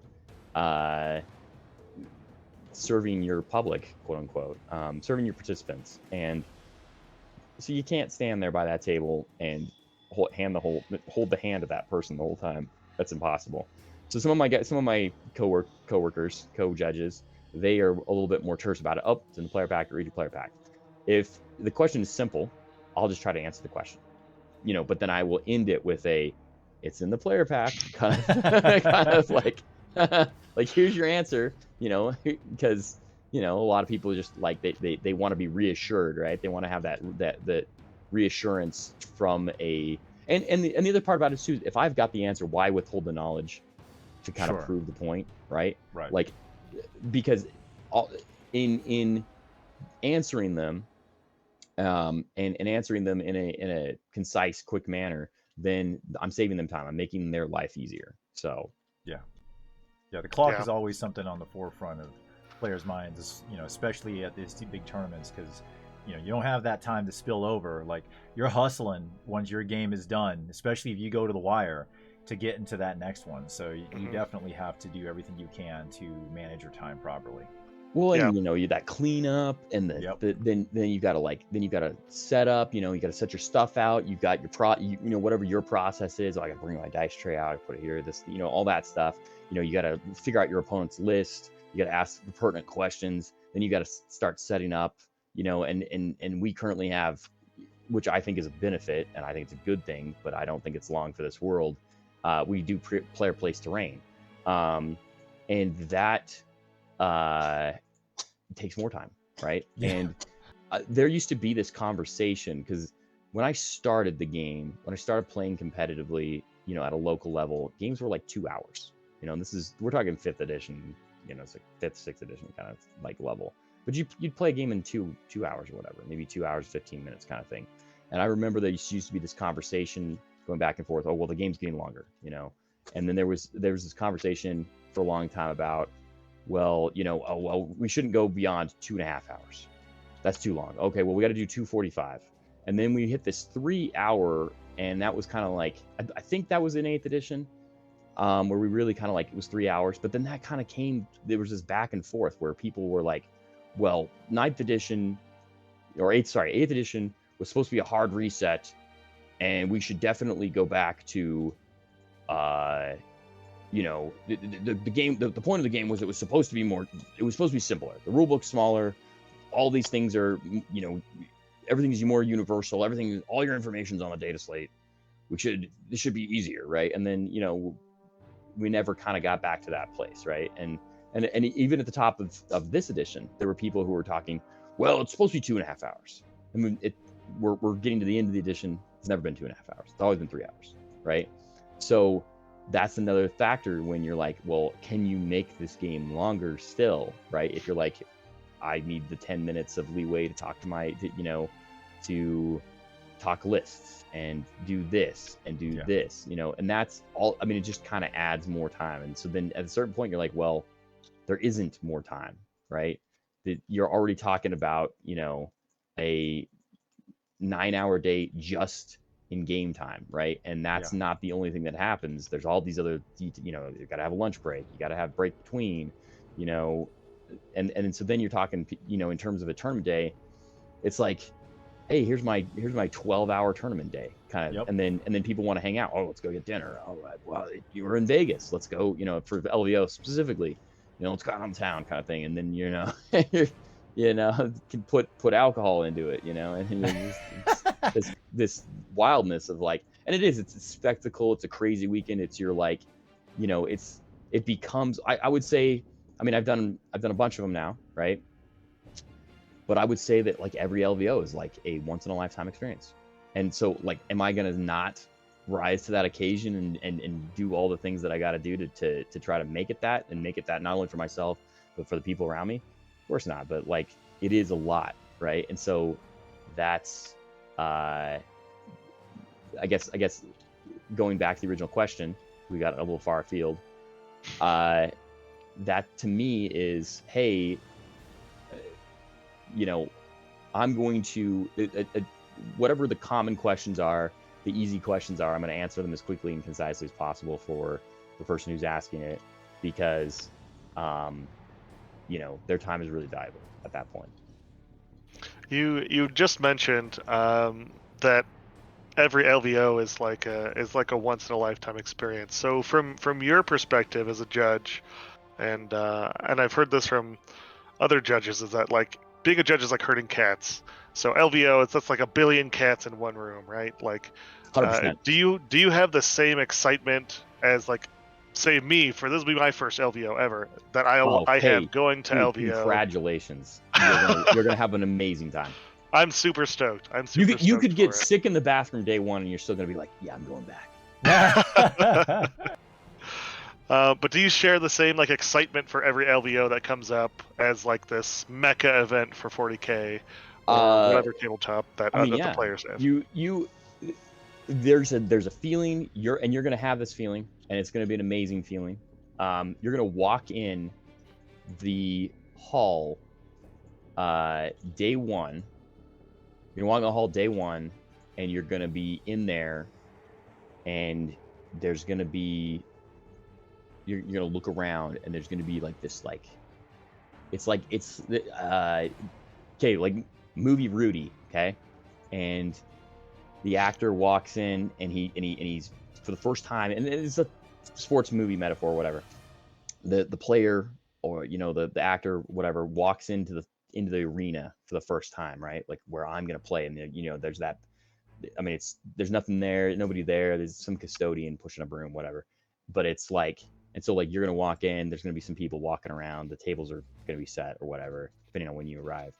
But there's gonna be that feeling, right? And you're gonna hear the roar of the crowd in the back of your brain, and that's poetry, right? And that's one of the reasons why you're gonna go back. That's one of the reasons why you do it. It's a once in a lifetime experience that you get to have multiple times potentially. Totally worth it. Super fun. Yeah. Now, am I not gonna lie that there's a huge amount of work, and like this year I got off easy. Beginning of January is always super stupid busy for me. And I kind of leaned on my co-judges. They, some of those dudes are just bamfs. I mean, they all are, but like they work their butts off, and they're just crazy great. And a lot of work gets put in ahead of time from a judge perspective. I mean, obviously, Frontline it's a business. They're running it. They're running something, and so you've got, their whole crew has been working nonstop for. I mean, they basically just didn't even have a Christmas break. They almost never have a Christmas break kind of idea. Like they take a couple days or something, like the day of, the night before or something, and then they're like, okay, we're right back to it, right? You've got guys like making terrain till the last minute. Reese and Frankie used to be like chickens with their heads cut off every time, like every year beforehand, all the way up until the thing, to just like try to get this thing going. They got a kicker last year, which is a huge boon to them. They got Aurelio to be their terrain guy, and that meant that some of these responsibilities could be more compartmentalized and spread out. And so that's been better for them. But those individual people are still like crazy busy, right? Like to try to have a conversation with either one of those guys right now is just it's nearly impossible. I feel for them. They've got so much going on to get it all to come together. And from our perspective as judges, we, all of the questions. Hey, what about this? What about this? Oh, and it's like all these rules questions, hundreds of rules questions, right? And then there's the other perspective of people will be like, hey, can I do this conversion? Can I do this conversion? And there's hundreds of those. There's like twice as many of those as there are rules questions, and so all of those questions got to be answered, beforehand. And then this year specifically was pretty tough on the judges pre-tournament, and Frontline, because there was a back and forth of, well, what set of rules are we going to use? Right. What's, Yeah. and we've taken a lot of flack for that, and that's another negative part. That's another part of like kind of going to what your question. It just makes it more difficult for us. I mean, it's an emotional investment, and it can take it out of you before the thing even happens, kind of thing. Mm-hmm. Yeah. And that sucks. It's hard. And because I mean, we are volunteers. I get a room, and they give us a meal stipend, but I'm gonna go, and everybody else is their vacation, and I've got I'm gonna do a minimum 3 16-hour days. That's that's how barring much barring that the app doesn't go down. Oh yeah. I mean, sans any. I mean, we've got a backup plan. Since that happened that year, there has always been a backup plan and a backup plan to the backup plan. Yeah. I was deliriously tired that night. Oh, that was horrible. That day was horrible, right? Like, I mean, we're just sitting there, and there's 500 people looking at you, and they're all tired and hungry, and it was like the perfect storm, because the hall, like there was like a miscommunication, so they didn't have enough water in the hall, even though Frontline had paid exorbitant exorbitant amounts of money. Like, this is the thing that a lot of people don't understand. To put on something in Vegas, you have to have money. You have to have real, like, I mean, you really got to be like, okay, here's money, and they sign the contract a year in advance or more, and it's like, you know, if one of these doesn't go off, Frontline goes out of business, kind of thing. So they sign this contract years in advance. They have all this money on the line, and it's every little detail, and everything's got to be like worked out, right? The lawyer works every little line out of this contract, you know. And so it's like X amount of water will be in the hall, right? But then maybe the casino is having a fight with a union or something, you know. And I can't remember if that was the case this time, but there wasn't enough water in the hall. So whatever reason, right? And it's, you know, Reese can have the number of the person, you know, in charge of customer, you know, in charge of the halls there at the casino, and you know, they have this relationship because they've known each other for years or whatever, and that person can't do anything, or it, you know, that person gets on the walkie-talkie and says, oh, we need this, you know, but it might still be like 45 minutes before anybody arrives, right? And it might not be enough for 500 people sitting there, right? So I've got 500 people who are thirsty, you know. The hall, there's 500 bodies in this hall, so the hall is, you know, they're heating up, they're hot. They cut the food buffet off. That's another thing, is the food every time, you know. And this question, here's another question that gets asked. This is a common question that a judge gets asked. So I actually do know the answer, but it's, hey, you know, where's the food? Or, hey, can I go get some food? Or XYZ thing. It's like, well, yes, you can, but as is the case with all conventions, in any kind of convention hall you've ever been to in the United States of America, no, you cannot bring outside food in. Like, do I think it's a silly, like, as a participant, if I was a participant, do I think it's a bad rule and a silly rule? Of course I do. Does Frontline have any control over that? No. Could they have any control over that? No. Like, this is a common sense kind of thing, common knowledge. This is a street knowledge thing, right? So yeah, like that one comes up all the time. But yeah, so you've got these 500 plus hungry, tired, because I guess it was Friday, so not really tired, but like a little tired in terms of people, you know, hungry, thirsty, hot guys just sitting there like looking at you, right? And I'm on the judge table, you know, and I've got my head down and I'm kind of like looking at this spreadsheet trying to help, and I like look up and like 100 sets of eyes are like looking right at me, and they're looking at me with this expression of like, you know, like you call it the resting bitch face sometimes when somebody like always looks like they're angry, but this is like a, hey, I'm tired and hungry and hot. And, you know, and this was the worst part about it. It was like we didn't know how long the problem was going to last, right? Maybe the stupid thing would have come up immediately, right? Maybe we could have gotten the pairings together quicker or something. It was a huge foobar, but you couldn't say, hey, everybody go take lunch, or everybody go get dinner real quick and come back, right? Like, you'd have lost half the players. Yes, and so it was just like, okay, we're just gonna stay here, right? We're just gonna, and so it was a debacle that will never be repeated. The systems are in place. It was one of those things where it was horrible, it was awful, but looking at it in hindsight, I can be like, hey, I can look back now and I can laugh about it, right? And I can talk about it, and that's kind of one of those things where it's like, you know, and I still do this, but like when you were younger, you might have gone and done like a road trip with your buddies, right? And you know, you have these stories from that road trip, and you're thinking back on it really clearly. You're like, man, that was awful. Like, I did this thing and then this thing, and that's terrible. Why did, you know? And but you're like kind of get nostalgic, and you're talking with your friend, and you're like, yeah, that's awesome, and you have this whole you know remembrance and stuff, and you're like, man, that was such a great time. This is the good times kind of thing, right?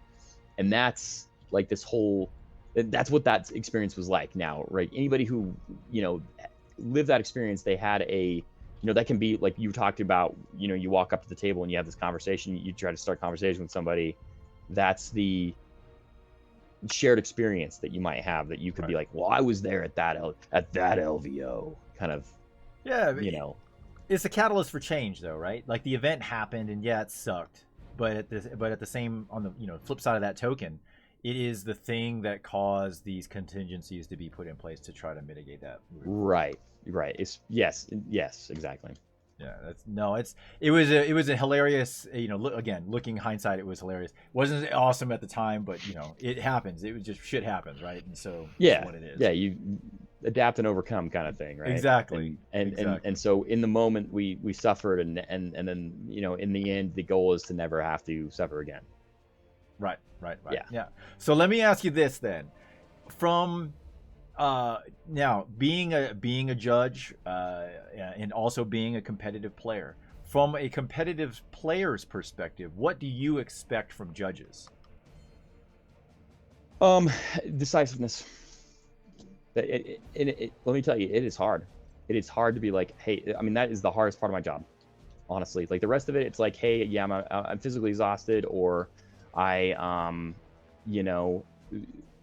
I may not know all the answers right off the bat, but the most important part is that I expect that the judge is going to make a ruling, and they're going to make the ruling quickly and decisively, right? So that and this is something that John puts out in his PSA every year, and it's written in there, written down somewhere.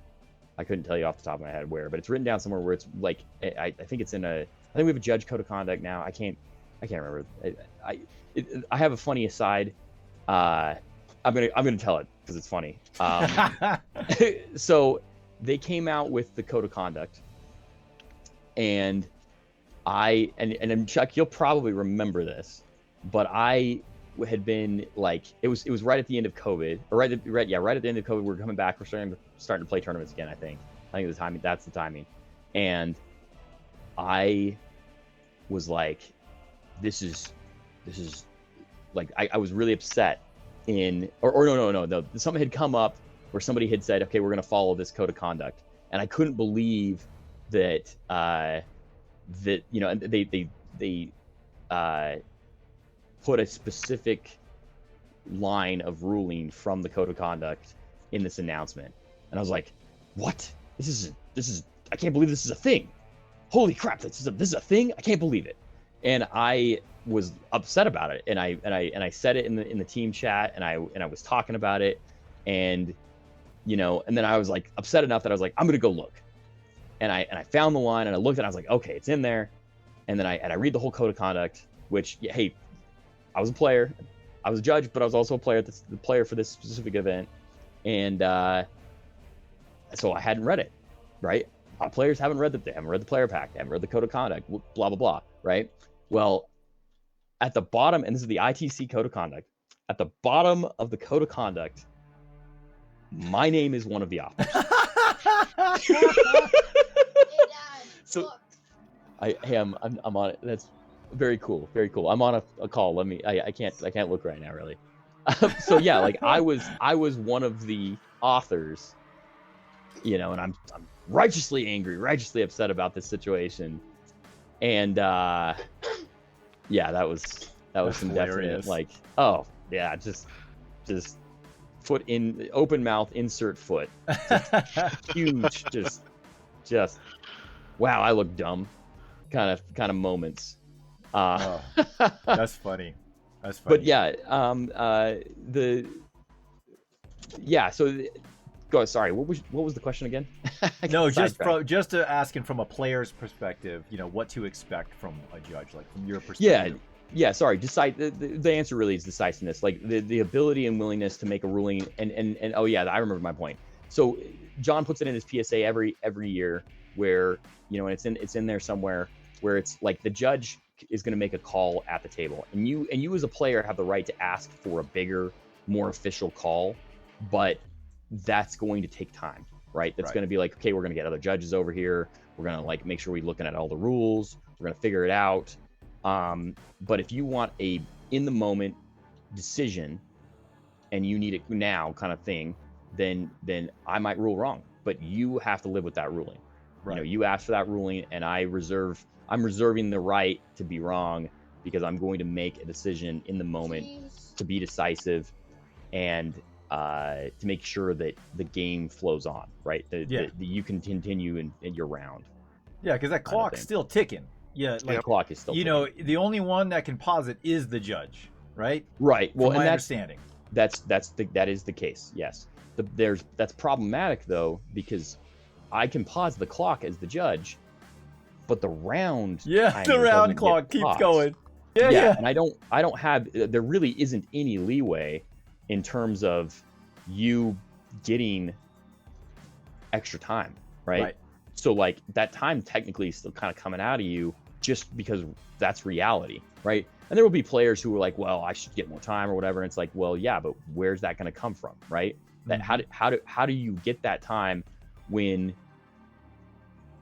you know, there are 1,000 players at this tournament, you know, almost, and they all need their time. You know, they like, are you going to make 900 other people? Like, are you arrogant enough that you should make 1,000 people stand in there and wait for you, Right. for 5 minutes, right? You know, because sure, it's 5 minutes, but you know, times that by 1,000 people, that's how much time you're wasting, right? So like, that's something to consider. For sure. Yeah. I mean, it goes to the point of, right, when if you're asking for a judge to rule on a question that you have as a player, that's your time. Yes. And if you can't come to an agreement with your opponent, right or wrong, right? Because there's times where you and your opponent will discuss a rule and you guys might get it wrong and play the rest of your game out. It happens all the time. All the time. There's no perfect game of 40K. Exactly. And so, you know, after you play a game, I've been on both ends of that conversation, right? I've been on the receiving end where I had the rule wrong and it went in my favor, and I feel terrible after the game that when I find out that I did a rule wrong. Even if I lost, I still feel bad about it. Oh yeah, no, I've been there with you. I understand. Yeah, and it can go the other way around as well, you know. And so you just got to be mindful of that. So your time is ticking away. You can get that judge to come over and make that call. And like you said, if you need even more judges to come over, that's just taking more time away. So, you know, really think about how impactful that is on the game in front of you, and what tone does that set, and so on, for the rest of the game, and so on and so on. Right, exactly. Well, I got one more question to ask you. Kind of, you know, thinking about, we're leading up to LVO. It's this coming week, and you know, is there any tips or advice you would give to someone who's never been to LVO before, like a Drake, and kind of what kind of takeaways you would want them to have at LVO 2023? Well, read the player packet. You know, when you were talking about the player packet earlier, I'm like, I'll be honest, I don't read the player packet till the morning of the tournament. Read the player. Although I've gone through it a couple times. Yeah, good. It's good. It's always good. There's always one kernel of information in there that's really important. That being said, no question, even a question about the player packet is a bad question. Ask a question you need to ask. I'd say this, as a judge for a player, rather than just like an in general thing, the one thing that I would say is have a willingness, you know, and I know that this is something you already do, Drake, but you know, for your viewers, as a player, have the willingness to accept the fact you and your opponent have a you know, you're basically having a set of verbal communications. You're have a contract, a social contract between the two of you, and you need to be willing to abide by that social contract as a player, and you need to act in good faith. And a lot of people, they get upset, and here, this is the thing, like, you're like, yeah, we all care about, we all want to win, and we all care about this game, and we all, you know, it's hard to lose gracefully. Like that's not a, like, unless you don't care, right? Unless you don't have anything on the line, like anything on the line, I guess the phrasing I want to use there. But unless you have like no actual like stakes or desire, or you don't care about the thing, like you're gonna, like, every game you want to win, you have something on the line. So I get that, but your game, even if you're the top player there, your game, like, your experience is no more or no less important than another player's. And especially if you're not the top player, right? Like, like, reputation is everything. And you can ruin your own reputation instantly. It'll take one thing to ruin your reputation, and you may never get it back. Right. Like, you may never, especially in the eyes of the person that you didn't act in good faith with, like, you'll never get that reputation back. And if it goes larger, like we talked about the court of public opinion and all that earlier, you have a situation with an opponent, and that opponent thinks, oh well, that guy cheated me, and that guy did it on purpose. Well, he's gonna go tell his friends about that, and his friends are gonna tell their friends about it, and that's just human nature, whether it's good or bad. And you just ruined your reputation with all those people. And maybe you don't care because the win is more important, but I got to tell you, after doing this competitively as a player and as a judge, nobody remembers whose name is on the trophy. Right. I've asked this question a million times. Can you tell me who won the LVO 5 years ago? Can you tell me who was the top of the ITC 5 years ago? Like there's no, like, unless it's just like hey, I'm gonna have these personal accolades in my house, and I've got this trophy, and I did this thing one time, and you're gonna like think about that as a player or whatever. Like, unless it's like just on a personal level, and you're just kind of like this curmudgeon that doesn't really, and the thing of it is it's like, did you really win, or did you cheat? Or Right. did you cheat to win? Does that count? Does your ego need it so bad, right?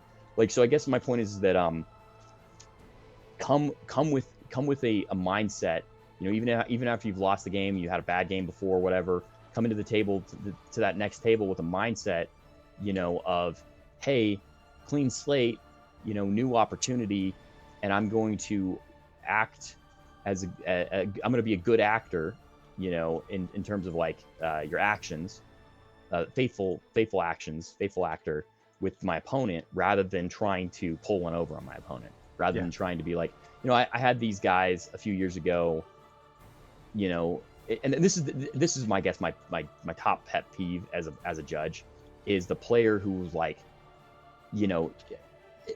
oftentimes what will happen is it comes down to a he said, she said kind of situation. He said situation at the table most of the time. And, you can't, sometimes you can tell, sometimes you can't tell, but even when you can tell who is the good actor and who's the bad actor, you don't know for sure. So you have to be impartial. So what it comes down to is you make your opponents, if they can't agree, you make them dice roll or whatever, right? Because it's not like there's not a clear cut judge ruling, right? It's this happened, and this kind of goes to game state too, right? Like, they may have already, like, a lot of people will be like, well, he did this thing that was illegal here, so we should go back to that point. It's like, look, I wasn't here for that. There's 5-6 steps that happened, in between. I'm not going to roll back the game state. I cannot roll back the game state. This is where we are at. We are going to make a decision from this. You brought me over here. I'm now involved. We are going to make a decision from this spot in the game state, and it's not going to be. I'm not going to, go back further in one person's favor, right? So I guess my thing is that being the pet peeve of like somebody acting as a bad actor, and, you know, trying to get more out of me or trying to kind of like screw their opponent over or whatever. One, don't do that. And two, you know, I expect that you act in good faith with your opponent, so that even if there's a rule wrong, you just have to accept that, okay, well, there's a rule wrong, and now we're going to play the game from this point on. And, you know, because there's not that you're expecting me to be like it'd be like a computer game, and we were able to like have a like saved point that was an older save point or something. Right. Like, what do you want from me? You know, no, that's not going to happen. You know, and you need to have the willingness as a player to realize that is not like, you're not, that's impossible. You're not going to get that, and that your opponent has an equal right, and, you know, your reputation as a player, you know, your you know, is more important than any win, period, ever. Yeah. I guess that would, yeah. Well, you know, you make a good point, because it although we all have that competitive nature, I mean, it's just part of it, right? Being a competitive tournament player, or whatever the case may be. Yeah, we wouldn't be there otherwise. Exactly. You know, everyone wants to win. But the point is that I really try to keep the perspective that although I have a opponent across the table from me, I'm not playing the game against them. I am playing the game with them. And I want it to be a good experience at the end, win or loss. Like, do I like to lose? Hell no, I do not like to lose. But it happens. Happens a lot for me. You know who didn't win LVO 5 years ago? Not this guy. I can tell you that. Well, that being said, Chuck, I've seen you're. Oh no, we Thomas, lost your mic. mic's cut out. Oh, sorry. I was just gonna say you're a better player. You're a better player now. You're leaps and bounds a better player every time I see you. Oh, I appreciate that. And I mean, honestly, it's a large part and due to, you know, Team DDR and you and Rich and Scott and Jordan. And I go on and on and on, and all of our teammates, because there's a good stable of players of all different skills, all different types of styles, and just being a student of the game, that has been super beneficial to me. And you know, Dave as well. I don't want to leave Dave out there, and Christian and everyone else. And we got a big group of guys, so I don't want to leave anyone's names out. But yeah, that is a real big part. Is a lot bigger than it was, say. Yeah. Oh, for sure. You know, and that's the thing. It's just, you got to really look at it is like, yeah, you want to win the game, but you want to do it fairly, and you want to do it in a manner in which, you know, your opponent doesn't walk away from the table being like, this dude was a complete asshole. Like, I never want that experience from my opponent, ever. And if it has ever happened, I would rather them come and talk to me about it and say, hey man, I really didn't enjoy that game. And again, you know, it's all about your approach. You can't just be like, you're a dick face, you're an asshole, I hate you, blah blah blah. I literally had a game where it did not go so well for my opponent. He looked me in the eyes and he said, I fucking hate your army. He was like, I had a great game with you, and you're a great person, but I fucking hate your army. And he was very upset about the state of the game because of the way our armies interacted. And that sucks. You know, it still doesn't feel good, but tough. You know, at least I appreciated the fact that he was like able to be like, hey man, this was great, this was not. Right. Yeah, that's a big deal. I to add to what you're saying, I got to say that it is one of those things where this is a, I mean, people have this, they talk about a WAC player, which stands for win at all costs. And that's one of those like tournament reputations that exist, where, you know, your regular friendly local game store player is like, oh, I don't go to tournaments because there's WAC players there. Well, that term is like a misnomer. Like, I understand what they're trying to do with it, but it's, you know, and I touched on some of the things that some of these players might do. But the fact of the matter is that if it was really truly like, we're gonna take it to the umpteenth level, well, you know, I'll just flip the table over, or I'll come over the top of the table at you, and then I'm gonna win, or I will burn the venue down before the tournament happens, and nobody wins, right? Like that, or I did it, therefore I won. Kind of like let's take it to whatever level you want, right? Like the root of this is that we are The reason I say it that way is that this is we'll go back to old English. This is a gentleman's sport. We're playing little miniature warrior guys, right? And nerdy whateverness, but like on a competitive level, there's a gentleman's agreement, right? There's a set of rules, and this is why we had to create the code of conduct in the first place, because there used to be people who would edgelords or Angle shooters, angle shooting, a bunch of different terms for it, right? All these different things where people would do these things that were outside the written rules, right? The big thing that people used to do was slow playing, right? Like there's several very infamous situations where somebody would kind of do an action like that basically changed the game state, and they were not outside the rules before we created a code of conduct, because the game we play, we had to put an interface over the top, right? Where we say, okay, this is the competitive interface.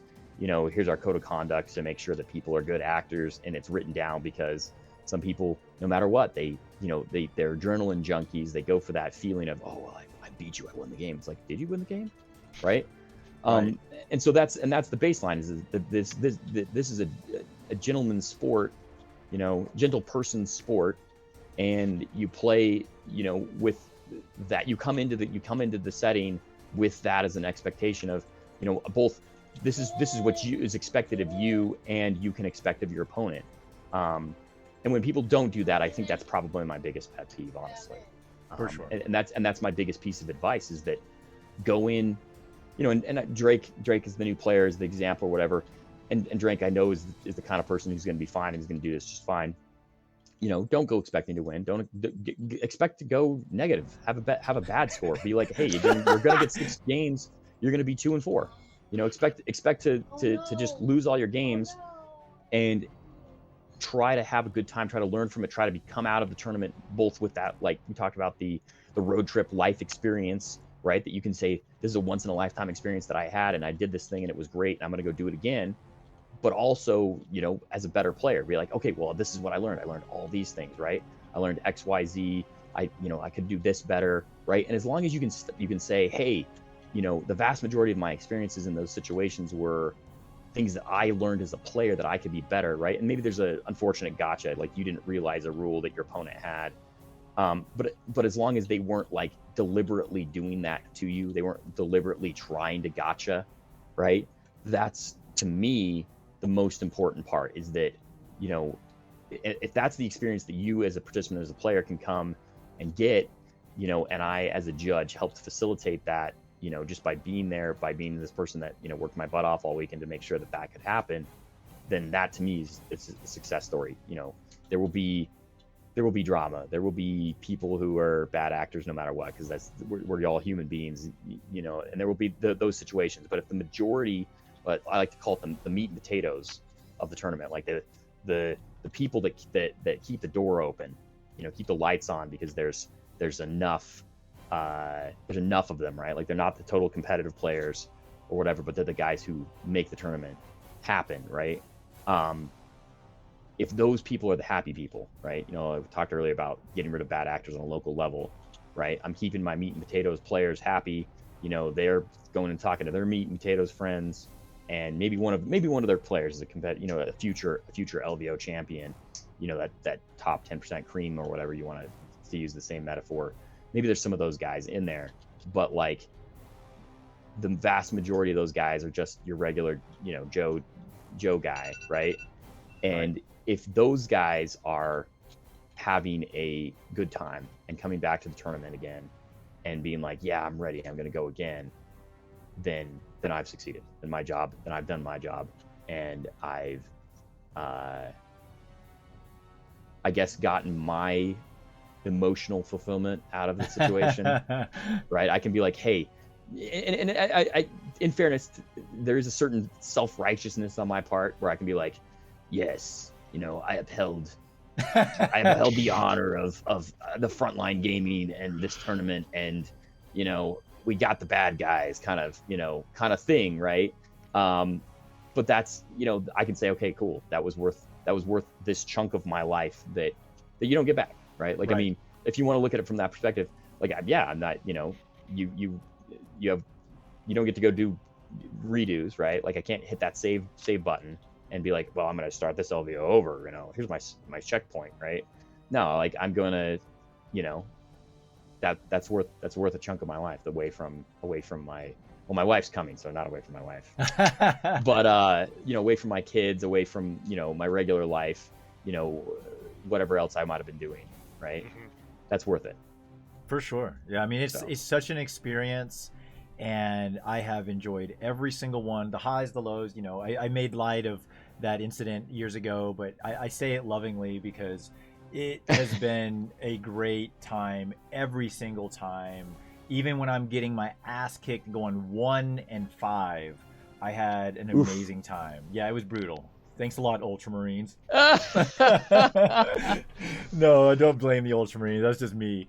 But yeah, They're always good for like 5 minutes. Yeah, right? they're good for a moment. They get to spend the rest of the edition in just awful, Well, you got the diehards out there that just love the boys in blue, and like a Rumple, right? They stick to their faction, they play it, they know it like the back of their hand, they know how it interacts with other meta armies that are out there, and so on and so on, and they can, they can take wins that other players wouldn't because of just pure skill level. Yes. And that's something that's so hard to quantify. Those players that do that, and I'm sure this is something you talked with Rumble about, but like one of the keys to success is to just be like, hey, I'm going to find the list that I'm going to play, whether it be first you got to manage your expectations. You got to say, okay, well, what is my goal, right? Am I going to be the LVO champion? And if you are, then you've got to set your expectations at a certain place and a certain point, right? You got to say, okay, here's my steps to succeeding at that, right?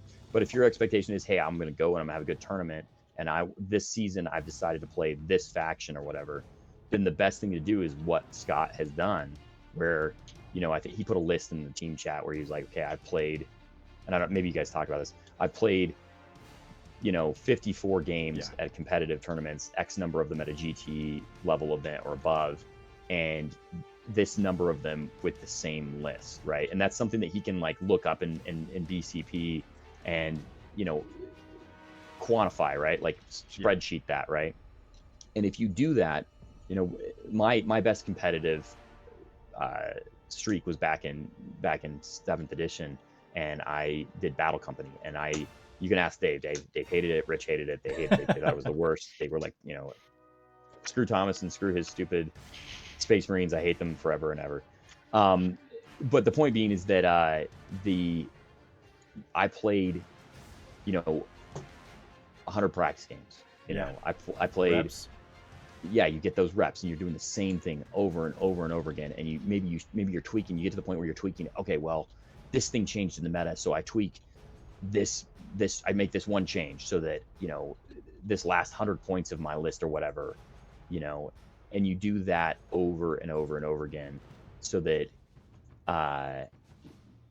like you know the army like the back of your hand. Like you said, you're faced off against an opponent. You're like, okay, well, I know what I need to do in this situation, right, against this meta army, right? And you, at a certain point, and this is the truth of 40K. It's been the truth of 40K for as long as I've played it. There's gonna be some rock paper scissors to it, where you're just gonna come up, you're a scissors, and you're gonna come up against that rock, and it doesn't even matter. Your dice rolls, dice rolls could be the best dice rolls in the game. You're still gonna lose, and that's just maybe to some extent the beauty of the competitive scene to a little bit. Can somebody dodge that? I mean, one of the last year, this is kind of a great example. Last year, one of the people that everyone kind of like thought, okay, this person's favored to win. They're trying to get their ring. We think they're gonna do really well. John Lennon, he brought a very competitive list. He played a lot of practice games. It was new custodes. They'd just come out. They were very powerful, and he was favored. Favored to go very well, to at least get to the top 8 and have a shot at winning, right? Well, round 1, he comes up against this guy, Matt Evans from Denver. Colorado, great guy. He's been to some of our tournaments and stuff. It's great. And he was playing Crusher Stampede, and he just rolled well, and it happened to be one of the foils to Custodes, and John Lennon lost round 1, and that was all she wrote. You know, because you can't. I mean, it used to be able to go 5-1 and have a shot at maybe getting in the top 8, or maybe 5-0 and 5-0-1 kind of right. You get a tie or kind of something like that. Naden has done that multiple times, but that wasn't going to happen. Not anymore. And so like that, it was just kind of like, I mean, that's the situation. So he came up against his potential rock, and his scissors didn't roll well, and it maybe couldn't have rolled well if with the certain set of dice, right? But I mean, that's the game. That's what we all want to play. It's all we're all gonna go do it again, kind of thing. Heck yeah, Crusher Stampede haunts my dreams. Oh, yeah, it was goodness. rough. That was rough. Well, Thomas, I really do appreciate you taking time out of your day to spend it with Drake and I. And heck yeah, thanks for inviting me on. Yeah, man, having this conversation is great. I know that there's going to be folks out there that are going to love to be able to hear this kind of perspective, and especially someone like yourself that's been a judge for many years at an event the size of LVO. I know you're near and dear to our community here in Utah, so we appreciate you and Seth and all the work that you all do to put together the Warhound tournaments, the RTTs, the GTs, and so on. So looking forward to this next season. And for those that are out there listening that could be traveling through the Utah area, make sure you keep an eye out for tournaments and whatnot. We'd love to have you come through and whatnot. Or or if you're at LVO, stop by, say hi. 100%. We might have some stuff to give away. Who knows? Oh, cool. Could be some swag. I'll pimp your swag. Do you mind if I plug our tournaments? Because we actually of course. have dates. Go ahead. Yeah. They're not on the BCP yet, but keep it in mind. The 18th and 19th of March, we're going to do a double RTT weekend, so 2 separate RTTs, and then additionally on Sunday there will be a painting competition, like a speed painting competition. Nice. That you can participate in. We'll probably do pizza that day, and it was very popular last time, so hopefully a lot of people show up and we'll have a good time doing that again. And then the weekend of the 8th and 9th of April will be our next GT. All right. Very cool. Sweet. Yeah. Awesome. All right. Well, I think that'll do it. And we're looking forward to catching up with you down there in lovely Las Vegas. Heck yeah. Yeah. Yeah, it's awesome. going to be great. I expect some favorable rulings now. Well, it depends on your table, right? Depends on your opponent. If your opponent's somebody I don't like, wait, what? No, yeah. Thank you so much. No, Thomas. hopefully the only interaction you and I have is that I'm handing you a bottle of water and saying how you doing. Because when you hope, I guess the last thing you want is to have to call me over in a lot of ways. Yeah, for Right. sure. It's always jarring to hear someone scream out "Josh" in the middle of the event. Right, like especially right next to you, where you're just like, oh man, I was just